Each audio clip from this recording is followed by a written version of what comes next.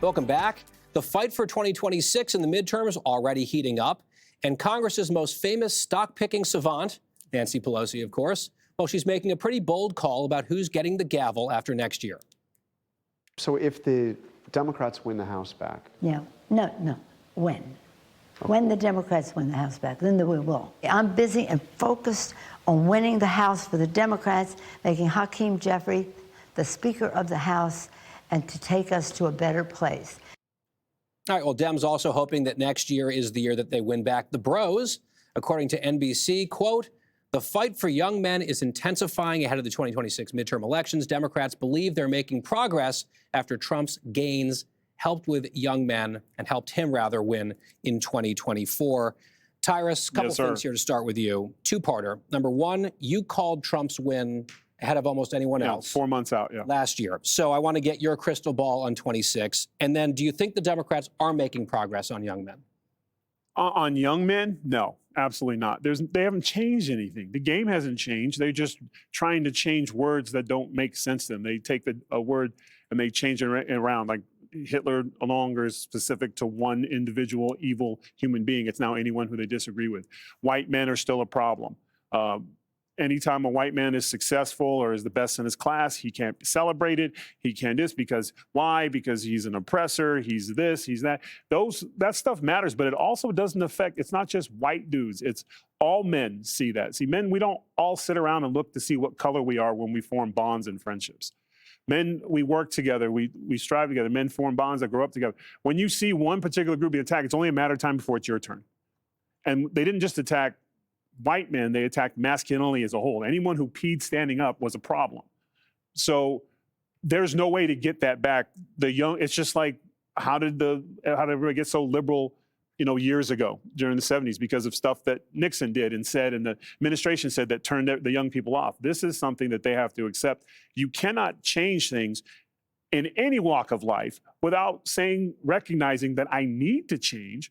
And the things I did to you previously, this crazy idea, I apologize for. We were wrong. There are just two genders. There is this and that. And neo-pronouns is just us being bored during the pandemic.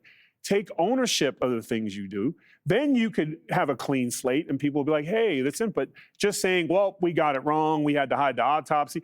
All the things that they're doing is because the people who caused the problems for the real Democrats, the real people who want to help everyone, are still making money. It's still more important to them to keep going. The same people who are making decisions for billionaire Biden when he wasn't able to make them are still the ones calling the shots, unfortunately, in the Democratic Party. So until they clean house, you're never going to get the bros back.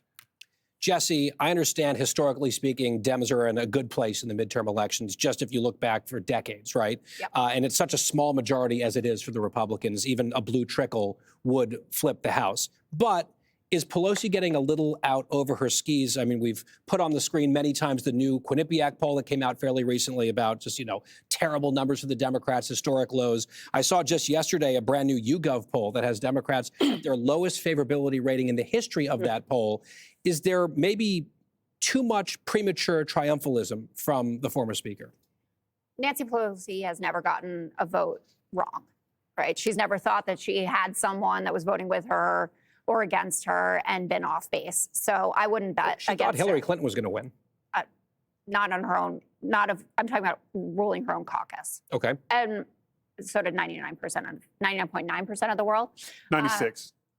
No, that was the probability. It was just basically everybody, including some of Trump's biggest boosters. But that is good. If elections were decided purely based on favorability, then Kamala Harris would have won in 2024 because she had a higher favorability rating than Donald Trump did. And in terms of young men and the changes that we've seen in them, if you look at the votes in New Jersey and Virginia in the off-year elections, Gen Zs swung back to where they were before, and Donald Trump's gains with them have been erased. 10% unemployment for young Americans. People vote because of the economy, right? They want good jobs. They haven't been able to get it. The numbers indicate the Democrats should do well. We know that Trump's underwater on all the main categories, immigration, the economy, et cetera. So I think it'll be pretty good. And I don't think Pelosi gets over her skis, except maybe in 2016 with Hillary Clinton, but we all did that. Kellyanne, of course, there has been some really good economic news just recently, GDP, inflation. If these patterns continue, Then the conversation around the economy and affordability, the Democrats caterwauling about that, having created the problem, it might start to look and play a little bit differently politically. Putting on your pollster hat, what do you think Republicans need to do next year to prove Pelosi wrong? They need to finish their sentences. Tell us how all of these economic positive signs benefits me personally. Even if you're talking about all this $18 trillion direct foreign investment or trade deals or tariffs or the inflation numbers, the one big beautiful bill allowing for expensing and manufacturing, not just for individuals, but what's happening with our employers. Their tax rates will be down. They will invest in you, the employee. They'll research, they'll innovate, they'll have factories and facilities, and they'll do what they did in 2017 when the first Tax Cut and Jobs Act passed. But Republicans need to do what they failed to do in 2022, Guy, which is finish your sentence. Inflation is not a sentence. Afghanistan, Biden, Pelosi, these are not sentences. They're barely words. We are smart enough, and young men are smart enough and thirsty enough to get the full problem and solution together. I think the problem for both parties in getting young men in 2026 is that Donald Trump's not on the ballot. And even if he's endorsing you and he's the president and he's there all the time and his policies, his agendas are going great, and you feel like they will benefit you, there's something about him that's inimitable. It's his connective tissue. He's one of one. And that one-on-one relationship he created with so many young men and voters of color and small business owners and Catholics and Jewish voters and union households, all numbers went up for him last time. When he's not on the ballot, as he wasn't last month in these other states, then I think it's difficult to motivate people. But I have this to say. I think that the Republicans, beginning with Trump, did a great job of saying to men, we know you're sick and tired of being on the losing end of the cultural war. And they snapped and they voted for him. I think now it's time to make sure they're part of our ownership society. They want to own homes. They want to own investments and portfolios. Many of them want to get married, have a family. They want to be secure and be left alone.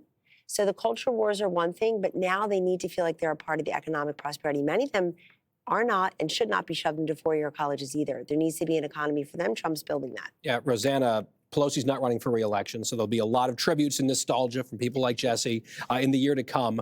But you were kind of getting the sense that in some ways she's a relic of a party that's not going to exist for much longer in its I feel like she form. doesn't have her finger on the pulse. I watched the interview. And has she not seen what happened in New York? The Democratic Party is not her party anymore. It's a completely different party. Look, Zohran Mamdani won handily in New York City. And who helped him? Two people she respected, but she kept them as outliers, Bernie Sanders and AOC. And these are the people who are now energizing the party. It's not the Democratic Party that Nancy Pelosi left when she was House Speaker. Hey, Sean Hannity here. Hey, click here to subscribe to Fox News YouTube page and catch our hottest interviews and most compelling analysis. You will not get it anywhere else.